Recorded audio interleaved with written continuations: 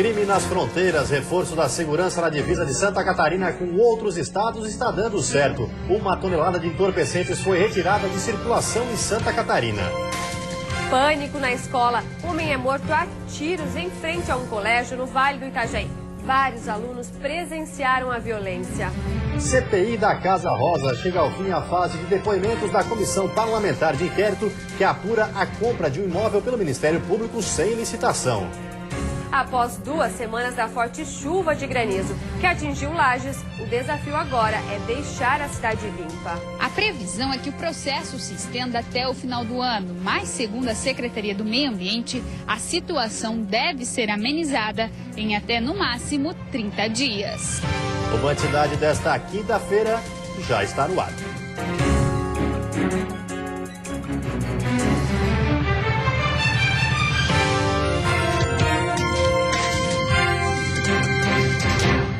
Olá, boa noite. Boa noite. Foi realizado hoje o último depoimento para a Comissão Parlamentar de Inquérito que investiga a compra de um imóvel pelo Ministério Público. Os esclarecimentos foram do Procurador-Geral de Justiça.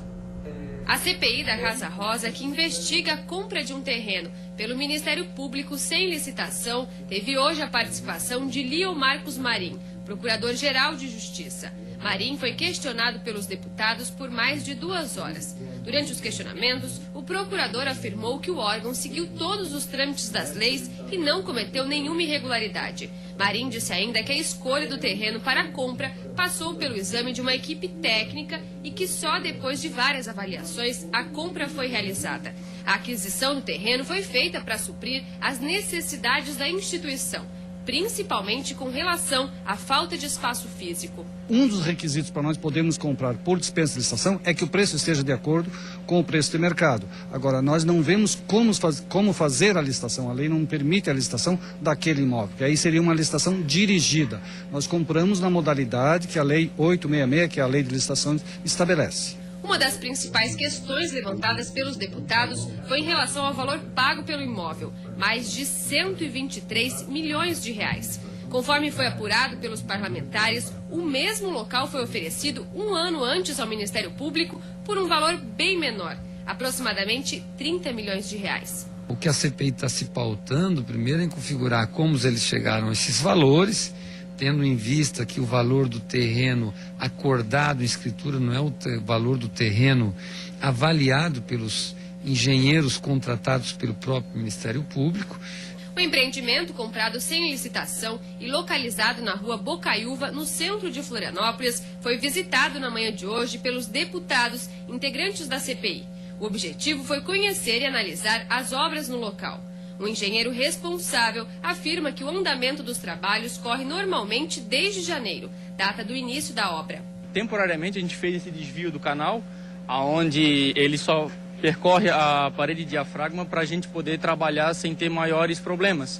Os parlamentares já colheram 21 depoimentos desde que as investigações da comissão começaram, em maio deste ano. A partir de agora, as apurações no próximo mês. Após 20 dias, a Operação Bravo Cidadão apreendeu 1 tonelada de drogas. 25 pessoas foram presas, entre elas 10 estrangeiros. Na região do Oeste e Extremo-Oeste foram apreendidos 735 quilos de maconha, cocaína e crack. A droga vinha de Foz do Iguaçu para ser distribuída em cidades de Santa Catarina, Paraná e Rio Grande do Sul. O que chamou a atenção dos policiais é que dos 25 presos, 10 são estrangeiros. Eles estão sendo utilizados pelos traficantes como laranjas para transportar entorpecentes. O crime organizado, ele vai evoluindo de acordo com a fiscalização, ou seja, cada dia eles vão procurando novos meios, novas formas de tentar ludibriar a fiscalização. Começou aí com adolescentes nos ônibus, depois com senhoras de idade, casais, e nesse momento tem ocorrido com frequência a prisão de estrangeiros com automóveis transportando os entorpecentes. A Operação Bravo Cidadão foi desencadeada para tentar sufocar o crime organizado durante a última onda de ataques, que iniciou no dia 7 de outubro. 10 barreiras foram montadas em todas as regiões do estado. A ação, em conjunto com a Força Nacional e Polícia Rodoviária Federal, atua em mais de 200 quilômetros de fronteira. A polícia tenta realizar uma fiscalização rigorosa, mas os principais problemas enfrentados são as matas fechadas e estradas de chão batido, utilizadas como rotas do tráfico de drogas e armas. Existem as vias principais, arteriais, e principalmente as rodovias federais, são os melhores caminhos, digamos assim, para atravessar o estado de Santa Catarina ou até mesmo aqui dentro do estado. Entretanto, existem várias rodovias estaduais e municipais ao longo do estado, né? O que é feito um trabalho de inteligência, e também a gente tem apoio das outras instituições, principalmente as estaduais, inclusive do Saer-Front aqui de Chapecó. A operação Bravo Cidadão não tem data para terminar. Motoristas são submetidos ao teste do bafômetro e a Força Nacional está dividida em várias equipes que trabalham 24 horas por dia. E um homem foi morto hoje à tarde com vários tiros na frente de crianças de uma escola em Camboriú. O assassinato pode ter ligação com outro crime. Eduardo Santos, de 27 anos, foi morto após ser atingido por vários disparos. Testemunhas contaram que um homem passou de moto e atirou contra a vítima, que também estava em uma motocicleta a caminho do trabalho. O homicídio aconteceu por volta da 1h da tarde, a menos de 50 metros desta escola, no bairro Areias, em Camboriú. No momento do crime, dezenas de estudantes passavam pelo local. A diretora da escola não quis gravar entrevista, mas contou que um grupo de alunos presenciou o assassinato. Quando o criminoso atirou a primeira vez contra a vítima, algumas crianças tentaram ajudar o homem ferido. O criminoso então voltou, ameaçou os estudantes e atirou outras 10 vezes contra o rapaz, que já estava caído. Alguns alunos passaram mal depois de ver a cena, e os pais foram chamados para levar as crianças para casa. Perto de criança, meu Deus, essas crianças aqui, ó. E aqui, ó, eu acho que são 1.600 crianças que estudam aqui. Entre o intervalo da manhã e à tarde. Perigoso, né, gente? Para a Polícia Militar, o crime pode estar relacionado a outro homicídio que aconteceu na semana passada na mesma cidade. Eduardo testemunhou um assassinato e, por pouco, não foi baleado. Ele conseguiu escapar porque se escondeu em um matagal. Foi algo objetivado, né? Algo que já veio para ser com essa vítima. Não era algo destinado a várias pessoas ou que viesse a atingir outras pessoas, né? Lógico que corre o risco de que isso aconteça, mas não foi algo nesse sentido. A Polícia Civil e o Instituto Geral de Perícias estiveram no local, mas, por enquanto, os criminosos não foram localizados. Você vai ver depois do intervalo. GAECO conclui primeira fase das investigações sobre o leite adulterado. E ainda a temporada de verão, aumentam as oportunidades de emprego, mas falta mão de obra em Santa Catarina.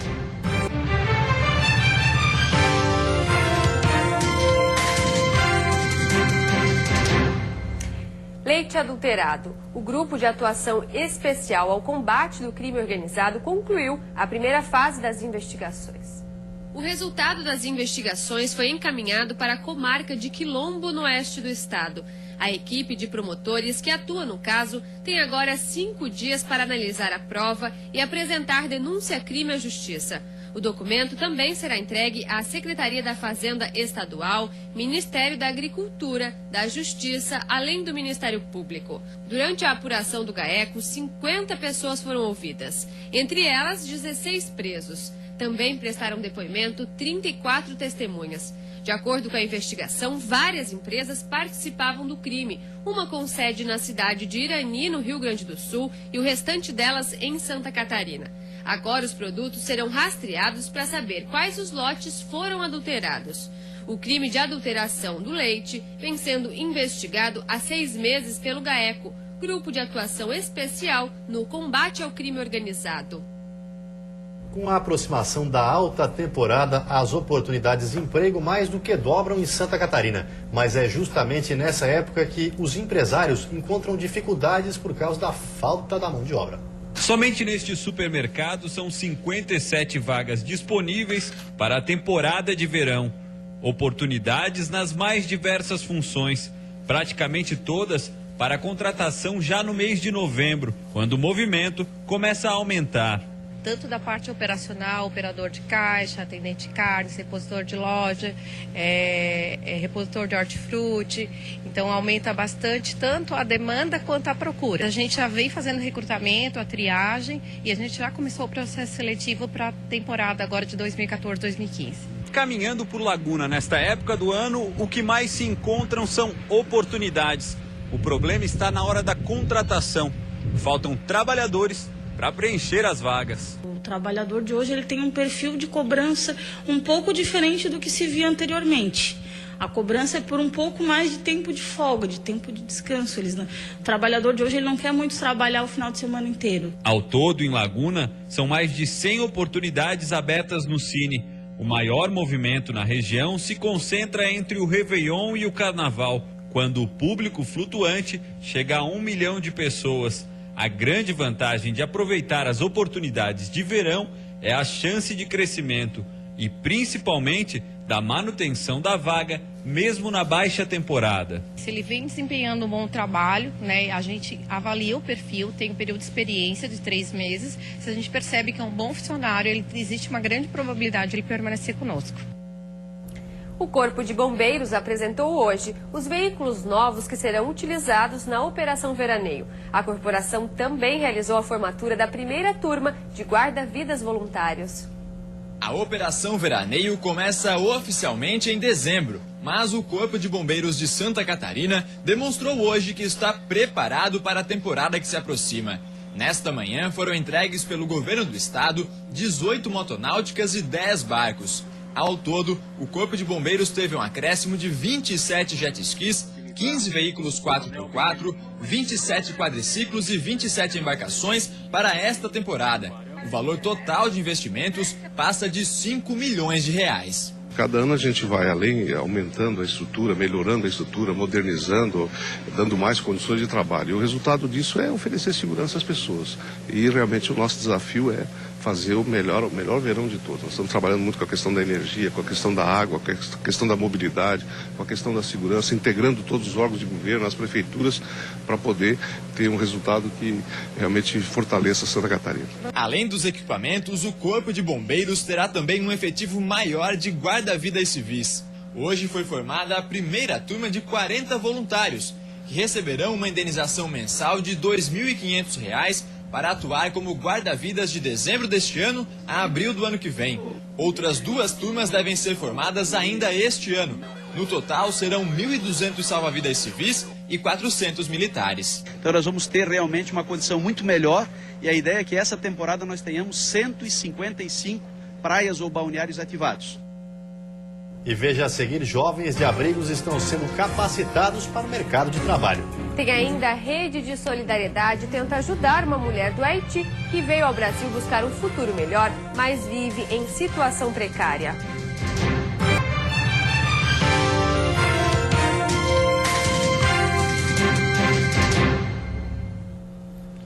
Campeonato Brasileiro de Tênis de Mesa. No meio-oeste do estado, mais de 700 atletas de várias partes do país participam da competição que vai até o dia 3 de novembro. Bruna tem 19 anos e joga por um clube paulista. Atleta paralímpica, ela pratica tênis de mesa desde os 7 anos de idade. Agora veio a Joaçaba para participar do Campeonato Brasileiro. O esporte mudou totalmente minha vida. Antes já fazia esporte, futsal, skate, trilha de bike. Então o tênis de mesa entrou na minha vida e mudou completamente. E aqui é preciso ficar com os olhos atentos para acompanhar os lances dos jogos. Toda a habilidade com a bolinha e as raquetes vem de muito treino e dedicação. Como no caso de Thiago, que é mesa-tenista da seleção brasileira e treina de 4 a 6 horas por dia. Como um trabalho como outro qualquer, né? Você chega cedo e sai tarde. Então ainda tem a questão de jogo, porque não é só você fazer essa rotina, você tem que ter resultado, senão o trabalho não evolui. Essa é a principal competição de tênis de mesa do país. Estão reunidos aqui em Joaçaba mais de 700 mesa-tenistas de 78 clubes brasileiros. É muito satisfatório. E a gente também está mais feliz ainda pelo resultado do evento até então. A organização do evento reconhece Joaçaba como uma referência hoje em eventos, né? A forma com que nós recebemos o evento, inclusive, faz com que a Confederação Brasileira pense em eventos maiores, até de proporções internacionais aqui no nosso município. Os jogos vão até o próximo dia 3. E mesmo para quem não é atleta experiente, o que não faltam são oportunidades para conhecer e admirar o esporte. O esporte sempre é importante, né? E o tênis de mesa na nossa região, em Joaçaba, Valdez, está se destacando muito. Em Joinville, uma rede de solidariedade foi criada para ajudar uma mulher que veio ao Brasil buscar um futuro melhor, desempregada e vivendo em péssimas condições. Os motivos para sorrir. Um deles é o apoio encontrado por uma rede de amigos que se formou para ajudá-la. Nas fotografias, o contraste do sorriso com o olhar triste de uma história de vida sofrida. Eu quis retratar essa dor dela que ela estava sentindo e mostrar para as pessoas, né?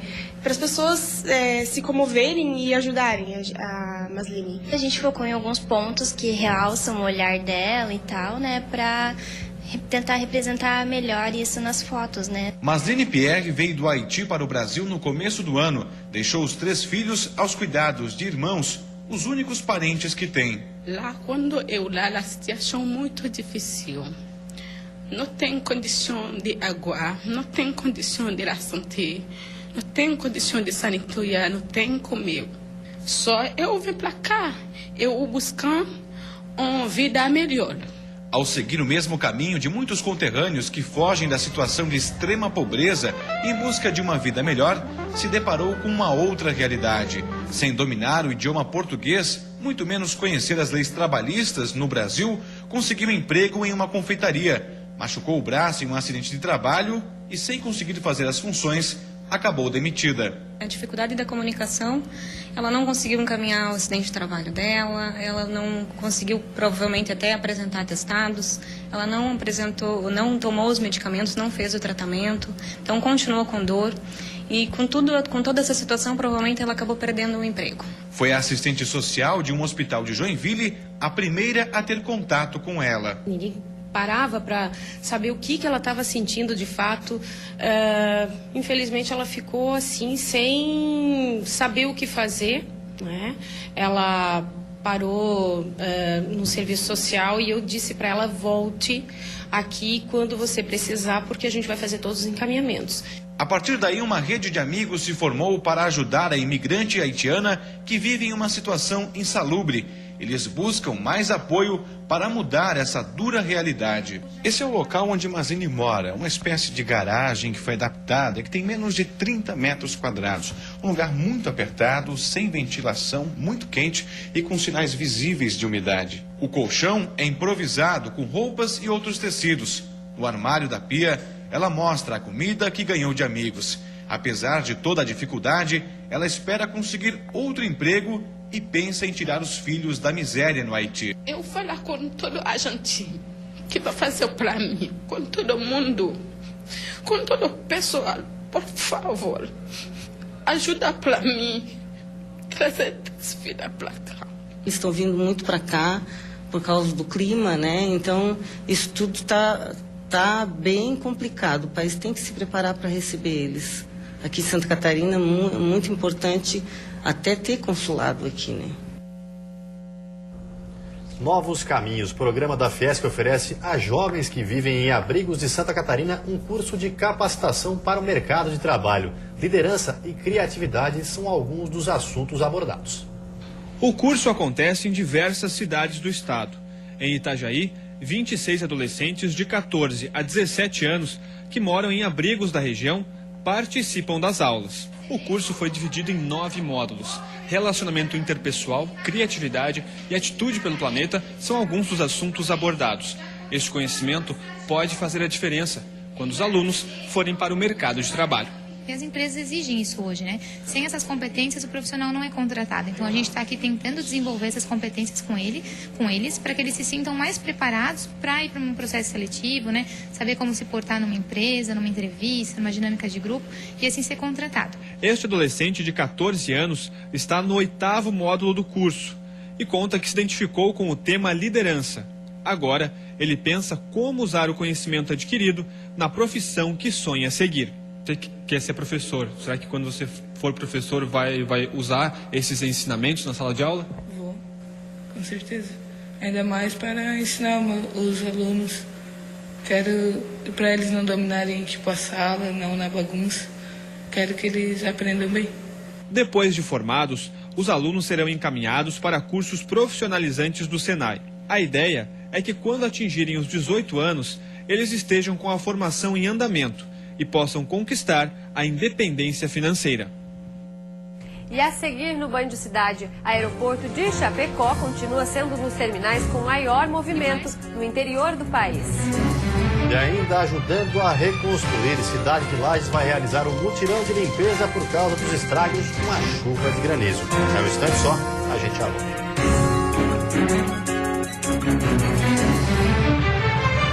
Após 2 semanas, quando ocorreu a maior chuva de granizo das últimas décadas em Lages, o desafio agora é deixar a cidade limpa. Para isso, a partir da próxima semana, um multirão de limpeza será montado na cidade. Não é difícil encontrar nas ruas de Lages as marcas que ficaram do temporal. Os entulhos estão por toda parte. Sem ter onde deixar, muitos moradores acabaram colocando na frente das casas. Uma medida provisória, enquanto esperam pela prefeitura para fazer a limpeza. Não tem como, a gente já teve um prejuízo enorme com essa chuva, né? Com eternite, com móveis, com tudo, né? Fica aí. Se ninguém quiser levar, vai ficar aqui. De acordo com a Secretaria do Meio Ambiente, o mutirão de limpeza será intensificado a partir da próxima semana. Os entulhos serão recolhidos pela prefeitura. A previsão é que o processo se estenda até o final do ano, mas, segundo a Secretaria do Meio Ambiente, a situação deve ser amenizada em até, no máximo, 30 dias. O reflexo do temporal não está só nas ruas. Dos 22 centros de educação infantil atingidos pela chuva de granizo, 6 ainda estão fechados e 4 não têm previsão de retorno. 600 crianças estão sem atendimento. Maria Eduarda é uma delas. A mãe está tendo que se revezar em casa para poder trabalhar. A gente está se virando da melhor forma que a gente pode, né? Chamando os amigos, os vizinhos, a família para cuidar dela, daí para mim, para poder trabalhar. Segundo a coordenadora da educação infantil, as aulas não terão reposição e o ano letivo deve terminar no dia previsto, 12 de dezembro. Ela explica ainda que a maior preocupação agora é com a segurança dos pequenos. Essa é a nossa maior preocupação, é liberarmos gradativamente cada unidade, mas colocando acima de tudo os nossos pequenos em segurança. Por isso que às vezes demora um pouquinho mais, porque a gente precisa fazer a avaliação para entrega. Um sistema de baixa pressão deixa a sexta-feira com tempo encoberto e chuva principalmente na divisa com o Rio Grande do Sul. Temperatura mais amena. A mínima deve ficar em 14 graus na Serra e as máximas em 27 no oeste, no sul e no litoral norte. No Planalto Norte, a mínima é de 20 e a máxima é de 24 graus. No Vale do Itajaí e Grande Florianópolis, a máxima é de 26 graus. O aeroporto de Chapecó continua sendo um dos que mais registra movimento no interior do país. Neste ano, o terminal do oeste do estado acumulou um aumento de quase 400% no número de passageiros. O aeroporto Serafim Enos Bertazzo é um dos terminais que mais cresceu no país nos últimos anos. Chapecó se tornou referência para o sul do Brasil, com 8 voos diários e 51 pousos e decolagens por semana. O terminal movimenta a economia de mais de 300 municípios de Santa Catarina, Paraná e Rio Grande do Sul. Resultados positivos que revelam que até setembro, mais de 300 mil pessoas utilizaram o terminal para viajar. O que precisamos agora é levar adiante o processo que está em andamento junto à Secretaria de Aviação Civil, a SAC, que é o novo terminal de passageiros de cargas, a sua internacionalização e também uma estação aduaneira para desembaraço, para importação e exportação. Aí nós teremos um aeroporto à altura de Chapecó, marco do Mercosul e à altura de todo o sul do Brasil. De acordo com a Associação Brasileira das Empresas Aéreas, 84 milhões de passageiros já embarcaram em voos nacionais e internacionais neste ano. Em relação a setembro de 2013, foi registrado um aumento de 3% na procura por transporte aéreo. Um estudo feito pelo Ministério do Turismo apontou que a intenção dos brasileiros de viajar de avião aumentou 57% em 7 anos. Além disso, Chapecó é um polo econômico e o aeroporto desperta interesse de novos empresários que estão investindo na região. Então é, sem dúvida alguma, um grande estimulador da atividade produtiva, que gera aumento no movimento econômico e gera esse desenvolvimento todo que nos coloca em destaque no cenário nacional e hoje é um aeroporto prioritário para o Ministério do Planejamento. Outro dado apontado pela Prefeitura de Chapecó é que o índice de cancelamento de voos por causa das condições climáticas no aeroporto está entre os menores do país. 2013 fechou com 0,8% e neste ano o índice está em 0,3%, ou seja, 10 vezes menor que a média nacional. E antes de encerrarmos, uma olhadinha rápida no trânsito da capital. Aí você acompanha imagens ao vivo das pontes que ligam a ilha ao continente. Movimento intenso nos dois sentidos, mas principalmente para quem deixa Florianópolis, nesse belo fim de tarde. Agora, 25 graus. E você fica agora com o Jornal da Band. Uma boa noite a todos. Boa noite, até amanhã.